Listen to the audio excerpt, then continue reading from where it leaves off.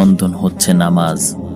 সেই নামাজে যখন আমরা বলি ইয়্যাকা না'বুদু ওয়া ইয়্যাকা নাস্তাঈন, হে আল্লাহ, আমরা একমাত্র আপনার ইবাদত করি আর আপনার কাছে সাহায্য চাই, ঠিক তখনই গায়রুল্লাহর অন্ধকার আল্লাহর সাথে সম্পর্ক করার সেতু বন্ধনে ধোঁয়াশা সৃষ্টি করে।